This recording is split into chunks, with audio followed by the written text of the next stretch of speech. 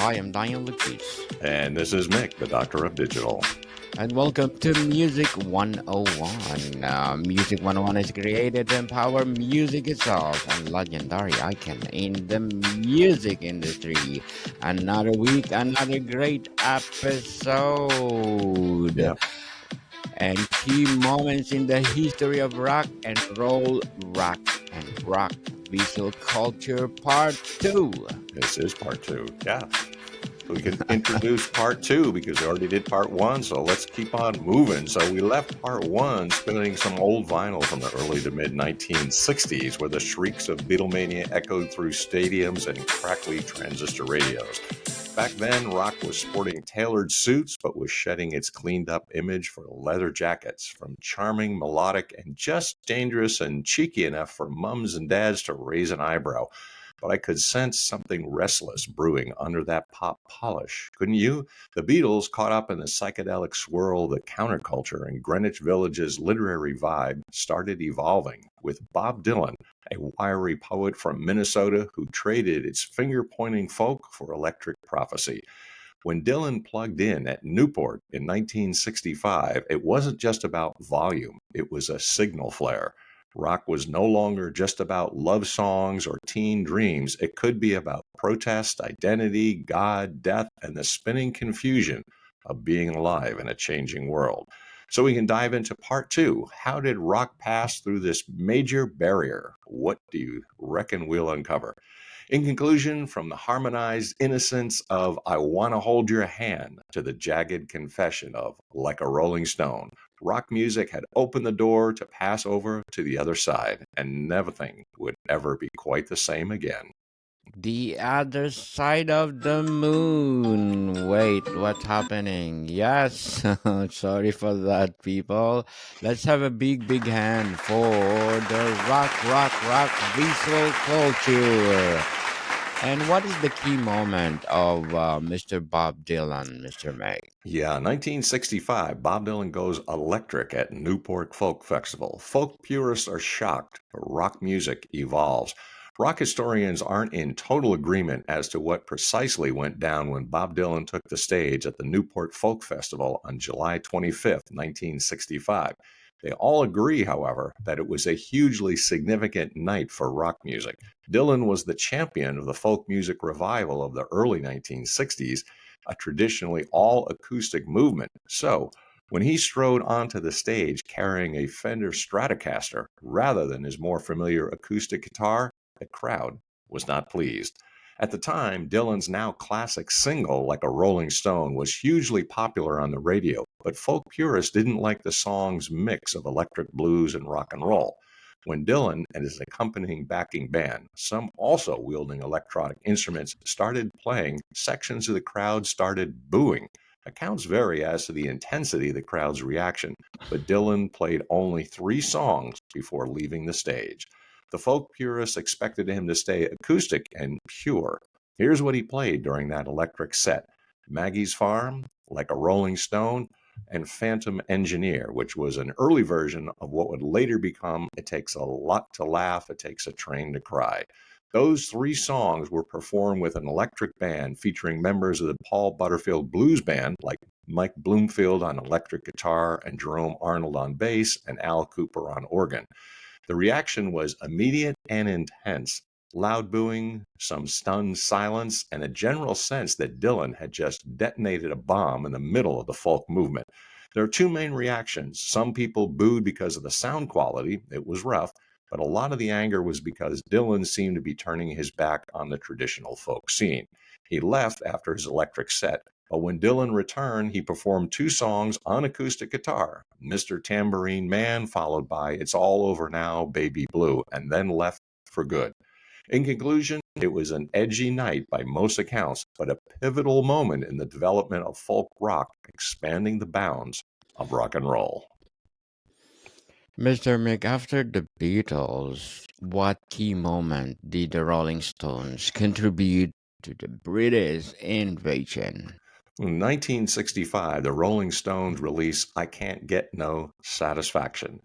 Gritty, rebellious rock becomes global, and the British invasion changes rock music forever. In 1965, the Rolling Stones unleashed I Can't Get No Satisfaction, and rock music was never the same. From the instantly recognizable fuzzed out guitar riff to Mick Jagger's snarling vocals, the song captured a gritty, restless energy that felt rawer and more dangerous than anything else on the charts. It wasn't just another love song, it was a howl of frustration and rebellion, perfectly timed for a generation starting to question authority and traditional expectations.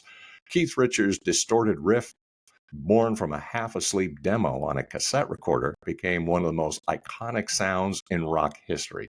Satisfaction marked a turning point when the British invasion stopped being polite and fully embraced its rebellious side. The Beatles had opened the door, but the Stones kicked it off the hinges. Suddenly, rock music wasn't just fun, it was confrontational, sexual, and deeply tied to youth identity.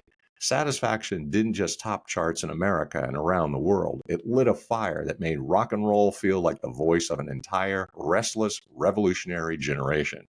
Other than the Beatles and the Rolling Stones, major bands that emerged during the British invasion included The Who, The Kinks, The Animals, The Yardbirds, Herman's Hermits, The Hollies, Jerry and the Pacemakers, and Manfred Mann. Bands like the Dave Clark Five, The Zombies, and Them, featuring a young Van Morrison, also made a big splash, each bringing their spin on rhythm and blues, pop, and rock sounds to American audiences hungry for something new. The flood of British groups between 1964 and 1966 completely reshaped the American charts and cultural landscape. As the British bands dominated American airwaves, American musicians quickly started imitating the British sound to stay relevant. Garage bands popped up all across the US, inspired by the raw energy and cool attitude of groups like the Beatles and the Kinks. You can hear the influence in jangly guitar tones, blues driven riffs, marching suits, and the shift towards more rebellious lyrics. Bands like the Byrds, Paul Revere and the Raiders, and even the Monkees were all shaped by the British template, blending it with American folk, surf rock, and R&B roots. The British invasion didn't just conquer America, it forced American rock to evolve, creating a back and forth musical conversation that pushed the entire genre into exciting new directions. And there's a short list of key American bands that rose in direct response to the British invasion. The Byrds, the Monkees, Paul Revere and the Raiders, the Lovin' Spoonful, the Turtles, the Beau Brummels, Sir Douglas Quintet, and all these bands, along with countless garage bands in small towns all across the country, didn't just copy the Brits. In conclusion, these bands often took the energy and spirit of the British invasion and fused it with their American influences, leading to a whole new genre like folk rock, psychedelic rock, and garage rock. Very well said, Mr. Mick. And let's have a big, big hand to the Beatles and for all those iconic rock and roll bands. And what was the iconic moment for the burning a guitar, Mr. Mick? 1967, Jimi Hendrix burns his guitar at the Monterey Pop Festival, and psychedelia reaches new heights and shocks mainstream America. In June 1967, the Monterey Pop Festival became the stage for a moment that would sear itself into rock and roll history. Jimi Hendrix, a virtuoso guitarist with a wild mane and an even wilder sound, didn't just play his set, he unleashed a sonic and visual spectacle that left jaws on the floor. As he tore through Wild Thing, his fingers dancing across the fretboard, he suddenly doused his guitar in lighter fluid, set it ablaze, and smashed it to pieces, the flames licking the air while the crowd roared in a mix of awe and disbelief. This wasn't just a performance, it was a primal act of rebellion, a punch in the nose to the buttoned up norms of mainstream America. For a generation already buzzing with the Summer of Love's psychedelic vibes, Hendrix's fiery sacrifice was a rallying cry. Art could be raw, disruptive, and unapologetically fierce. That burning guitar shocked the establishment, which saw it as reckless destruction, but to kids in the tie-dye and beads, it was pure liberation.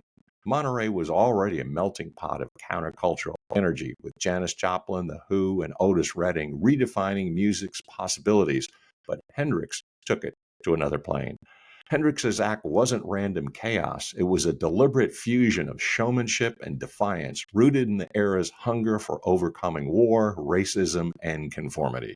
In conclusion, the image of those flames became a symbol of psychedelia's peak, capturing a moment when music wasn't just heard, but felt like a jolt to the soul. What arguably the defining key statement of rock music, Mr. Mac? The Beatles released Sgt. Pepper's Lonely Hearts Club Band. In 1967, Paul McCartney played the Beatles' latest album, Sgt. Pepper's Lonely Hearts Club Band, to Bob Dylan's response to this. Oh, I get it. You don't want to be cute anymore. He was right. The Fab Four had turned a creative corner. Deciding that live performances and screaming fans weren't enough, they wanted to become a serious studio band, and with Sgt. Pepper's, the Beatles announced to the world that they were true artists. The album was revolutionary. Regarded by many as the first concept album, it is bursting with creativity and musical innovation, featuring French horns, tape loops, bass harmonicas, harpsichords, sitars, and more. The album changed not only rock music, but pop culture itself. When the Beatles released Sgt. Pepper's Lonely Hearts Club Band in 1967, it wasn't just another album. It was a cultural event that changed how people thought about rock music. Up until that point, rock albums were often just collections of singles and filler songs. But Sgt. Pepper arrived as a unified, intentional work of art with songs that flowed together, themes that threaded across tracks, and a strikingly imaginative cover that suggested something much bigger than pop music. It showed that a rock album could be a full artistic statement, not just a product to sell. The experimentation with sounds, styles, and studio effects pushed the boundaries of what was even possible in popular music. Sgt. Pepper didn't come out of nowhere. The seeds of that revolutionary spirit were planted in Rubber Soul 1965 and Revolver 1966. Rubber Soul showed the first real break from formula with songs that explored deeper emotions, new sounds like sitar on Norwegian wood, and a growing seriousness about lyrics and craft. Revolver took that experimentation even further with bold studio techniques, tape loops, backwards recordings, and philosophical lyrics that moved rock into a more imaginative and sophisticated realm. Without the creative breakthroughs on Rubber Soul and Revolver, Sgt. Pepper would never have been possible. Those earlier albums were the Beatles' way of breaking free of pop expectations and finding their artistic voice. Historically, Sgt. Pepper stands as the moment when rock music fully declared itself an art form. It paved the way for the idea of the concept album, influenced everything from progressive rock to glam, and inspired countless musicians to think bigger about what albums could accomplish. It also tied rock music more closely to the broader cultural movements of the 1960s, psychedelia, social revolution, and youth driven change. One indication of how important the album was lay in the fact that Jimi Hendrix honored the Beatles by acknowledging their achievement of the LP by playing Sgt. Pepper's live 4 days after its release. In conclusion, Sgt. Pepper wasn't just about making better songs, it was about expanding the very possibilities of what rock and roll could mean. Sergeant Pepper, indeed. And thank you so much for your legacy to the world. How did the West Coast sound of San Francisco follow Sergeant Pepper, Mr. Mac? In 1967, the summer of love, San Francisco becomes ground zero for countercultural and psychedelic rock.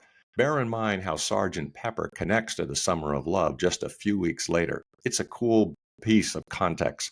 When Sgt. Pepper's dropped in June 1967, it landed right at the heart of the summer of love. Young people across America and Europe were already gathering around ideas of peace, love, and counterculture, but Sgt. Pepper gave the moment its perfect soundtrack. Its colorful, experimental spirit captured the feeling that a new world was possible, a world where creativity, freedom, and community could triumph over the old ways. Songs like Lucy in the Sky with Diamonds and With a Little Help from My Friends didn't just mirror the psychedelic energy of the moment, they helped define it. In many ways, Sgt. Pepper and the Summer of Love are forever intertwined as two sides of the same cultural explosion. San Francisco becomes ground zero for counterculture and psychedelic rock. San Francisco became the beating heart of a musical revolution that felt like a love letter to freedom and experimentation. The San Francisco sound, born in the Haight Ashbury haze, wasn't just a genre, it was a vibe, blending psychedelic rock, folk, blues, and a touch of cosmic wanderlust. Bands like Jefferson Airplane, Grateful Dead, my personal favorite, Creedence Clearwater Revival, and Big Brother and the Holding Company, with Janis Joplin's raw wail, crafted tunes that broke all the rules of pop's tidy, lovey-dovey 3-minute hits. Think surrealistic Pillow or Live Dead. Songs and albums swirled like a tie-dye dream, inviting listeners to lose themselves in the groove. This sound didn't just fill smoky venues like the Fillmore or the Avalon Ballroom. It became the soundtrack of a counterculture, fueling the summer of love and giving voice to a generation itching to ditch conformity for something wilder and truer. The San Francisco Sound's influence rippled far beyond those foggy Bay Area nights. It rewrote what music could be, inspiring artists to take risks and chase authenticity over commercial polish, paving the way for everything from jam bands to prog rock. More than that, it carried a spirit of community and rebellion that shaped culture itself, from Woodstock's muddy fields to today's festival scenes. The Dead's endless tours and fan-driven ethos, that's what the San Francisco Sound's DNA, still alive in every parking lot tailgate. And when Janis belted Piece of My Heart, it wasn't just a song, it was raw, unfiltered cry that showed the world music could be as messy and real as life. In conclusion, even now, that sound whispers to anyone craving a little freedom. Plug in, let go, and see where the music takes you. Let go, people, let go. Very well said, Mr. Nick. What was the rock opera revolution? 1969, The Who's Tommy and the Rock Opera Revolution. Let's hop to 1969, shall we, where The Who took rock to a whole new stage with Tommy, the first world rock opera. I remember hearing Pinball Wizard blaring from my buddy Rod's record player, and it felt like a story unfolding, not just a tune. Pete Townsend crafted this tale of a deaf, dumb, and blind kid who finds genius through pinball, blending rock's raw edge with theatrical ambition. With Roger Daltrey's soaring vocals, Keith Moon's thunderous drums, and John Entwistle's bass foundation, it wasn't just music, it was an epic. Released in May, Tommy hit number 4 on the Billboard 200, proving rock could tell operatic narratives. This wasn't just a fluke, mind you. The Who had been pushing boundaries since my generation, but Tommy was elite. Think of it as rock's answer to a West End play. It inspired Broadway runs and a 1975 film showing how rock could merge with art forms. For a generation questioning war and identity, Tommy offered a mirror. Couldn't we all just find our own pinball wizard within? The album's success paved the way for concept albums like The Wall, blending rebellion with reflection. Even now, when I hear those opening chords, it's a nudge to dream bigger. Rock wasn't just noise, it was a canvas. Fittingly, The Who performed live in its entirety at the entire Tommy set at Woodstock at around 5 a.m., no less, just before the sun rose and Townsend famously kicked Abby Hoffman off the stage mid-rant. Rock history was being made in stereo. In conclusion, what do you think? Didn't Tommy redefine rock's soul? Indeed, redefined, Mr. Nick. And thank you for your legacy to the world. What was the peak of the 60s festival and counterculture? 1969 Woodstock Music and Art Fair, the peak of the 1960s rock era and countercultural spirit. On August 15th, 1969, 32 acts and more than 400,000 attendees arrived at Max Yasgur's dairy farm in Bethel, New York for 3 days of peace, love, drugs, and most importantly, rock and roll. It was immediately obvious that the festival was going to be big, but no one knew just how iconic Woodstock would become.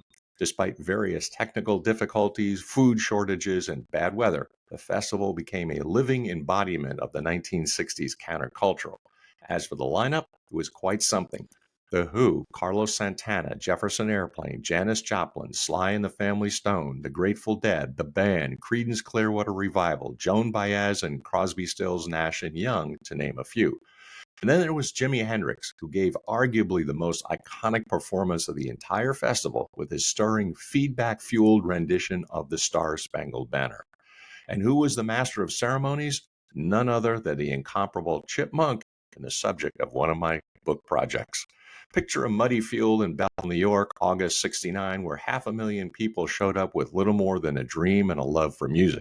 Woodstock wasn't just a concert, it was a raw, chaotic celebration of what happens when folks dare to imagine a world unbound by rules or divisions. Kids with flowers in their hair danced under the rain, sharing food, blankets, and hope, while legends like Jimi Hendrix and Janis Joplin poured their souls into songs that echoed far beyond the stage. It was a fleeting moment when a generation said, "We can be free, we can be together," proving that music could spark something bigger than itself, a shared heartbeat of peace and rebellion. But Woodstock's magic wasn't just in the music or in the crowds, it was in how it flipped the script on what society thought was possible.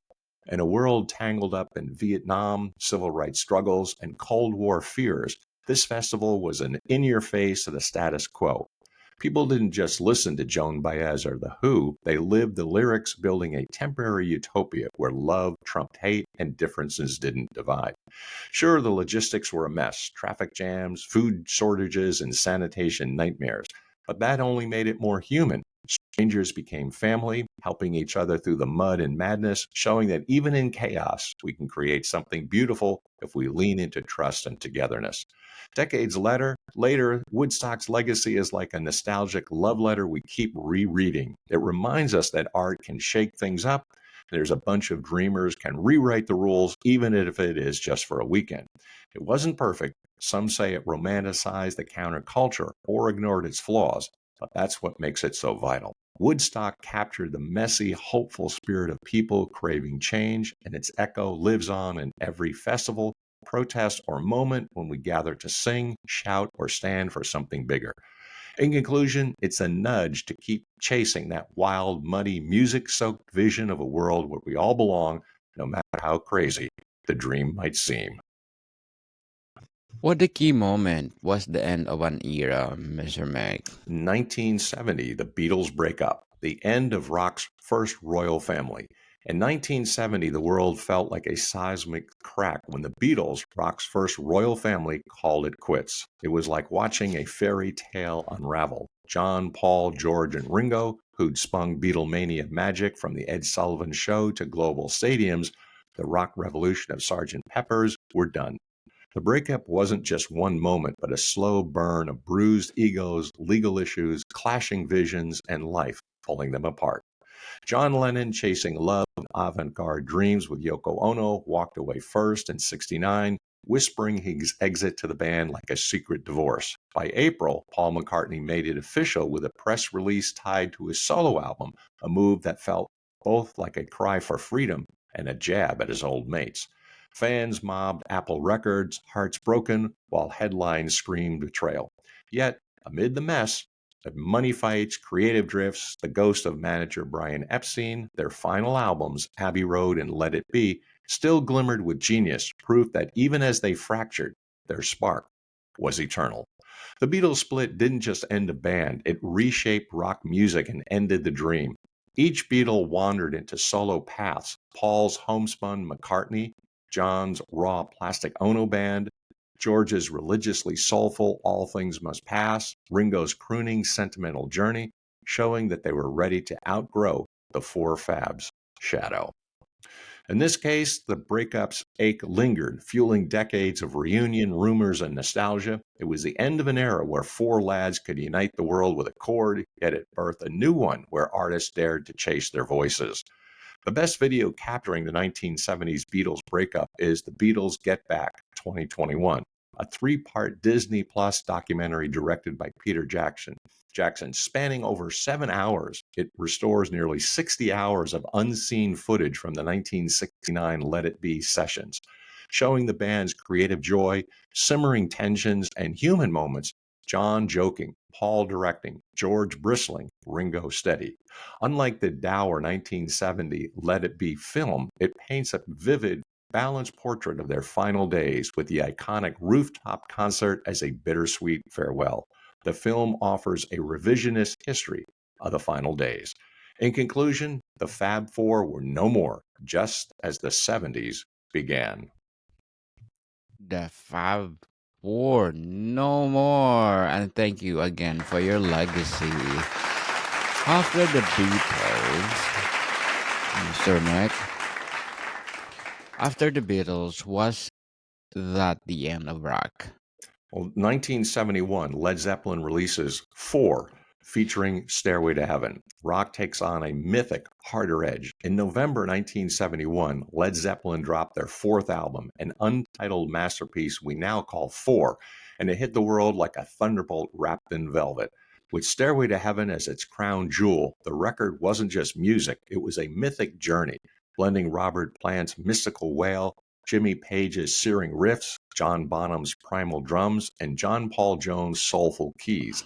Stairway started as a gentle folk whisper and climbed to a roaring, otherworldly climax, becoming rock's ultimate anthem, the one you'd hear blaring from every radio and record player.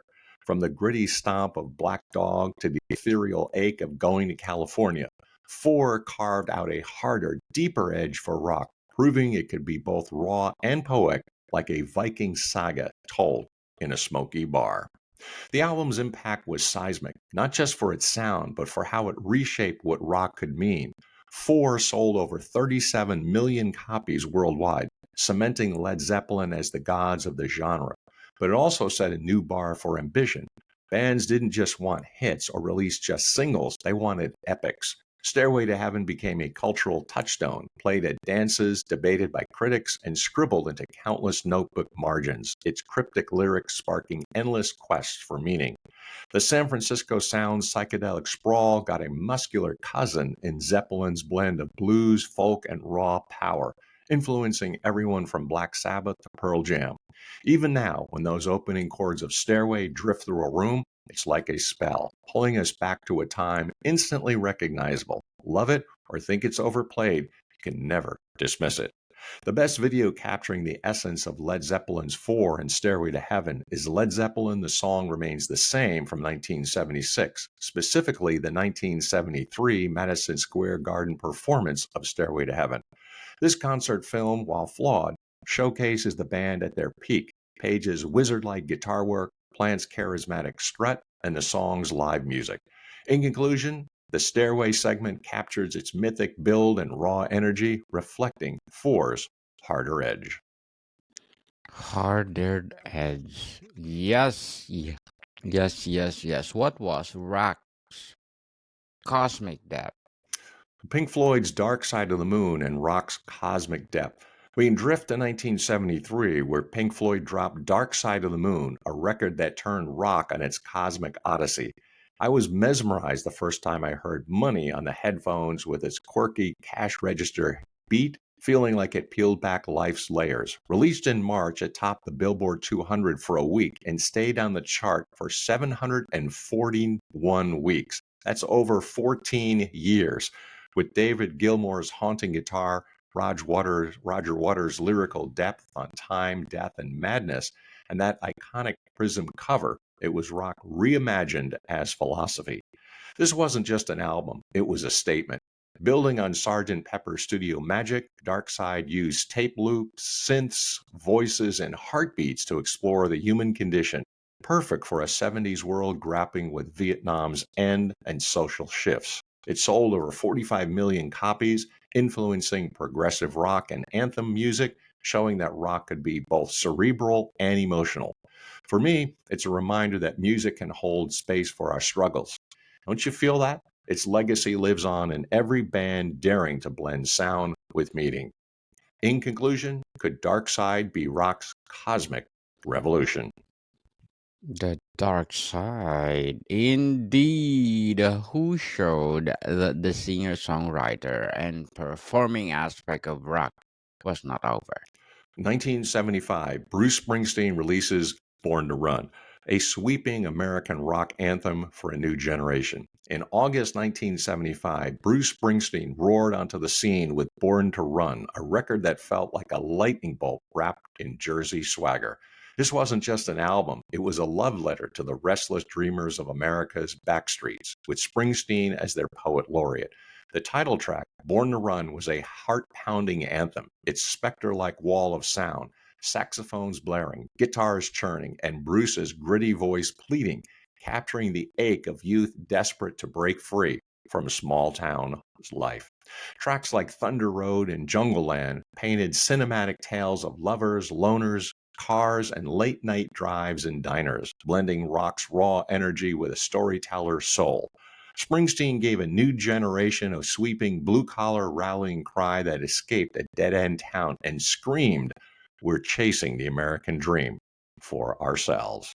Born to Run didn't just launch Springsteen to stardom, landing him on the covers of Time and Newsweek in the same week. It redefined what rock could be. It bridged the San Francisco communal sounds, communal spirit, and Led Zeppelin's mythic tales, but grounded it in the grit of American life, gas stations, boardwalks, and the hope of a better tomorrow. The album's lush production and heartfelt lyrics inspired countless artists, from Tom Petty to Arcade Fire, to weave personal stories into universal anthems. Its influence still echoes in every bar band, belting out tales of struggle and redemption. When you hear that opening riff of Born to Run, it's like the road opens up, inviting you to floor it towards your horizon, no matter where you're from.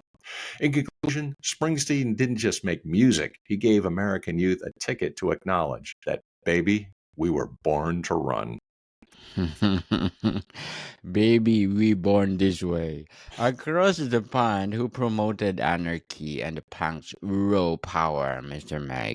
The Sex Pistols' Anarchy in the UK and Punk's Raw Power. We jump to 1976, where the Sex Pistols unleashed Anarchy in the UK, a sonic Molotov cocktail that lit the punk fuse. I recall hearing the earliest bootleg of Johnny Rotten's Snarl, raw, angry, and brilliant, and thinking, this is rock stripped bare. Released in November, it barely charted due to bans, but its impact was massive, kicking off punk's do it yourself ethos. With Steve Jones's jagged guitar and Paul Cook's relentless drums, it was a middle finger to the bloated rock mainstream of the 70s, demanding change against a backdrop of economic gloom. Punk wasn't polished, it was rebellion in sound, rejecting the prog rock excess for three chord fury. Anarchy's lyrics, I am the Antichrist, I am an anarchist, captured a generation's rage, influencing The Clash and Green Day. For me, it proved rock could be a weapon, not just art. Don't you see? Its legacy is in punk's ethos of accessibility, still echoing in indie scenes today. In conclusion, wasn't it anarchy that sparked and burned rock's old guard? Indeed. To sum up, what key medium introduced rock visuals, Mr. Meg? In 1981, MTV launches. Video Killed the Radio Star by the Buggles plays first. A new era of video rock and music culture begins. Just after midnight on August 1st, 1981, MTV, the world's first television channel devoted to showing music videos, launched with the announcement, ladies and gentlemen, rock and roll. As the station went on air, the first video broadcast on the fledgling channel was, fittingly, Video Killed the Radio Star by the Buggles. Despite some initial hope and interest, MTV struggled in its early years, in part due to a lack of music videos. But as it expanded its programming, MTV took off in a major way. By the mid 1980s, it was having a major cultural impact, not only on music and TV, but also on movies and advertising. Record companies began noting video's effect on record sales, and soon the channel was launching the careers of newcomers such as Prince, Cyndi Lauper, and Duran Duran, and turning the likes of Madonna and Michael Jackson into global superstars. Music videos became big business, and MTV's adaptation of grunge and rap in the 1990s brought about a major shift in popular music. In conclusion, rock and visuals were now part of general culture. Indeed. And let's celebrate about that. Thank you for your legacy to the world. To sum up our part two of rock and roll, Mr. Mick, we now, or where we are now. Well, we can wrap up this reflection on rock's wild side. It kicked off with the early 50s like a rebellious teen crashing a posh party. Chuck Berry's Johnny B. Good, 1958, with its swaggering riffs, Little Richard's Tutti Frutti, 1955, screaming raw energy, and Elvis Presley's Heartbreak Hotel, 1956, bridging races with hip-shaking charm. The 60s saw the British invasion, Beatles and Rolling Stones, and Dylan's Electric Jolt at Newport 65, while the San Francisco Sound and Hendrix's Monterey Blaze in 67 turned rock into art. The 70s roared with Led Zeppelin's Four, Springsteen's Born to Run, and Pink Floyd's Dark Side of the Moon, blending myth, dreams, and cosmic depth, before punk's Anarchy in the UK stripped it bare. By 1981, MTV's launch with the video Kill the Radio Star made visuals king, sparking debates on style versus substance. For me, rock's journey from gritty roots to global juggernaut mirrors our own search for identity and freedom. It shaped how we move, feel, and connect, from Woodstock's muddy fields to today's streaming playlists. So, what does rock mean to you now? Share a memory, maybe a song that changed you, because this story's not done. It's a nudge to keep rocking, exploring, and pushing boundaries, just as it did from those first rock and roll chords to the very moment. In conclusion, from rock and roll's first chords to MTV's neon glow, rock and roll grew from a gritty uprising to a cultural juggernaut, forever changing how we see, hear, and move. The end, or is it? As The Who sang, rock is dead, long live rock. Long live rock! Indeed, long live rock. The history of rock and roll and its evolution into rock is marked by systemic cultural moments intrinsically tied to its visual identity. Mr. Mick, another great episode on Music 101. Would you like to plug in something? Sure. Thank you for the opportunity. You can always listen to me on the Doctor of Digital podcast and also on School, where I have a new course on book writing and being a book doctor. That's School, Skool. So if you want more information on that, get in touch. I'll help you out there. Also got a couple books on Amazon, Burning America, and also On Track, Ian Hunter. Yes, people, let's support Mr. Mick because if you support him, more and more empowering authors to come, and of course, empowering books to come. I'm looking forward for Miss Arita Franklin. Miss Arita Someday. coming soon. People, I'm inviting you to please do listen to our BB podcast, Mental Health 101. Mental Health 101 is created to empower our mental health awareness. Mr. Mick, thank you so much for your time. Thank you, my friend, Mr. Daniel. Until next time, Deus Volt. Bodycon people, see you soon.